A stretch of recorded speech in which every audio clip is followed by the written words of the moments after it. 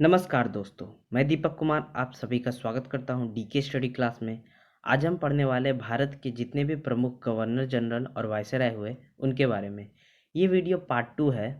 इससे पहले मैंने पार्ट 1 वीडियो कवर कर चुका हूं, उसमें मैंने बहुत सारी चीज़ें बताई है।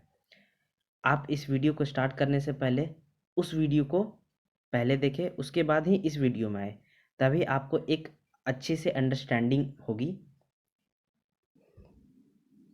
इसके पिछले वाले वीडियो में हम लोग कवर किए governor of Bengal, governor general of Bengal और गवर्नर जनरल ऑफ इंडिया के बारे में। आज इस वीडियो में हम लोग कवर करेंगे कि वायसराय और गवर्नर जनरल के बारे में। वायसराय जिसका टाइम पीरियड 1858 से 1947 तक था और गवर्नर जनरल 1947 से 1950 तक, जब तक कि अपना कॉन्स्टिट्यूशन अडॉप्ट नहीं हो गया। Viceroy 1858 to 1947। जो हमारे फर्स्ट वायसराय बने उनका नाम था लॉर्ड कैनिंग, जिनका कार्यकाल 1858 से 1862 तक का था। इन्हीं के कार्यकाल में 1861 का इंडियन काउंसिल एक्ट पास हुआ था। Indian pineal code of criminal procedure भी पास हुआ था। इंडियन हाई कोर्ट एक्ट पास हुआ था। इनकम टैक्स पहली बार इंट्रोड्यूस किया गया था 1858 में इन्हीं के कार्यकाल में। और कलकत्ता, बॉम्बे, मद्रास यूनिवर्सिटी का फाउंडेशन हुआ था 1857 में। और बंगाल का इंडिगो राइट्स भी इन्हीं के कार्यकाल में हुआ था। अब जो अगले वायसराय है उनका नाम सर जॉन लॉरेंस है। उनका कार्यकाल 1864 से 1869 तक चलता है।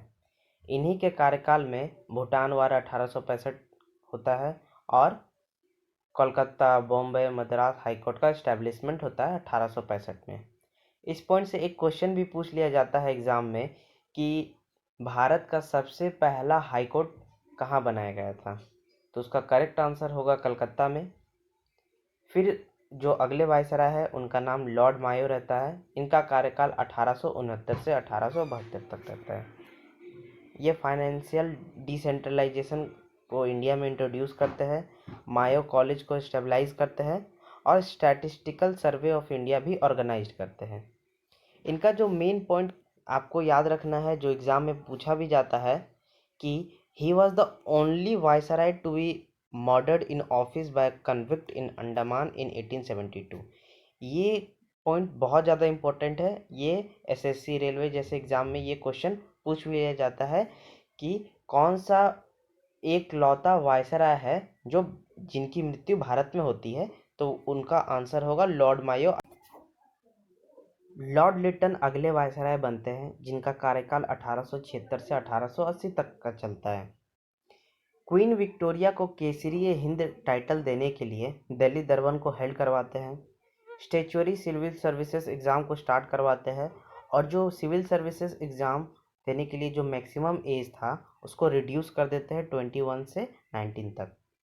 इन्हीं के रीन में वर्नाकुलर एक्ट पास किया जाता है 1878 में। फिर लॉर्ड रिपन अगले वायसराय बनते हैं जिनका कार्यकाल 1880 से 1884 तक चलता है। जो सिविल सर्विसेज एग्ज़ाम में मैक्सिमम एज 19 ईयर्स कर दिया गया था लॉर्ड लिटन के समय में, अब उसको बढ़ाकर 21 ईयर्स फिर से कर दिया जाता है। फर्स्ट फैक्ट्री एक्ट पास किया जाता है। इल्बर्ट बिल और लोकल सेल्फ गवर्नमेंट भी पास किया जाता है इन्हीं के कार्यकाल में। आपको कमेंट बॉक्स में नीचे लिखना है कि इल्बर्ट बिल कंट्रोवर्सी क्या था। लॉर्ड डफरिन 1884 से 1888 तक वायसराय रहते हैं। इन्हीं के कार्यकाल में इंडियन नेशनल कांग्रेस का फॉर्मेशन होता है 1885 में बाय ए.ओ. ह्यूम। अगले वायसराय लॉर्ड कर्जन रहते हैं जिनका कार्यकाल 1899 से 1905 तक का रहता है। ये पॉइंट आप ध्यान से देख ले क्योंकि ये पॉइंट डायरेक्ट एग्जाम में पूछ लिया जाता है कि बंगाल के पार्टीशन के समय में कौन सा वायसराय रहता है, तो आप आंसर लॉर्ड कर्जन को कीजिएगा। फिर एंशियंट मॉन्यूमेंट एक्ट पास करवाते हैं, आर्कियोलॉजिकल सर्वे ऑफ इंडिया इन्हीं के समय में स्टार्ट होता है। फिर लॉर्ड मिंटो 1905 से 1910 तक वायसराय रहते हैं। इन्हीं के समय में मॉर्ले मिंटो रिफॉर्म आया था। लॉर्ड हार्डिंग 1910 से 1916 तक वायसराय रहते हैं। इन्हीं के कार्यकाल में कैपिटल शिफ्ट होता है कलकत्ता से दिल्ली 1911 में। गांधी जी रिटर्न आते हैं साउथ अफ्रीका से और एनी बेसेंट लॉन्च करती है होम रूल लीग मूवमेंट। अगले वायसराय बनते हैं लॉर्ड क्लैम्सफोर्ड, जिनका कार्यकाल 1916 से 1921 तक रहता है। इन्हीं के कार्यकाल में August declaration, Rowlatt act, Montagu Chelmsford reform, Jallianwala Bagh massacre, non cooperation movement, Khilafat movement होते हैं। वोमेन यूनिवर्सिटी पूना में 1919 में खोला जाता है इन्हीं के कार्यकाल में।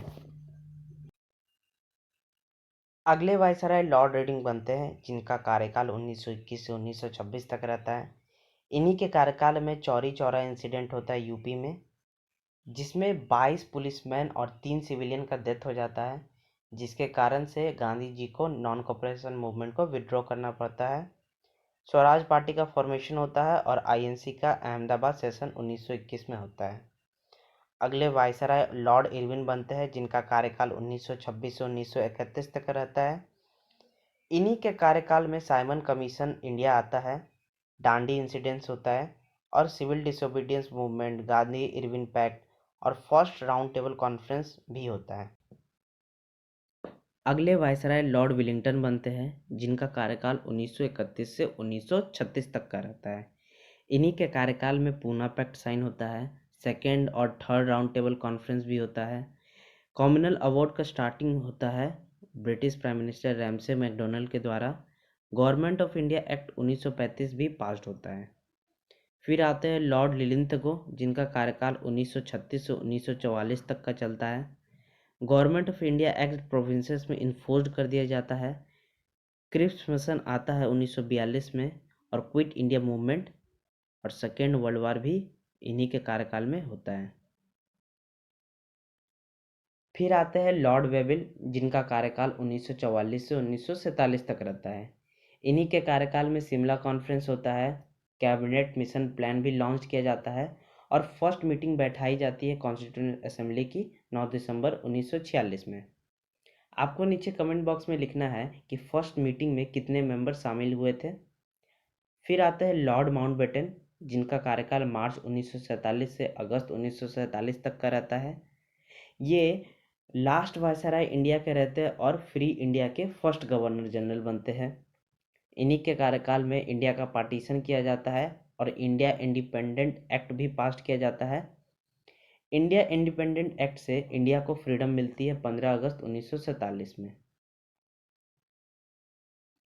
Governor general of free India. आज़ाद भारत के 2 गवर्नर जनरल रहे, एक तो लॉर्ड माउंटबेटन, दूसरा सी राजा गोपालाचारी। सी राजा गोपालाचारी इकलौते भारतीय थे जिन्होंने गवर्नर जनरल का पद को संभाला था। आशा करता हूँ आपको ये वीडियो पसंद आई होगी। Please subscribe, like and share. धन्यवाद।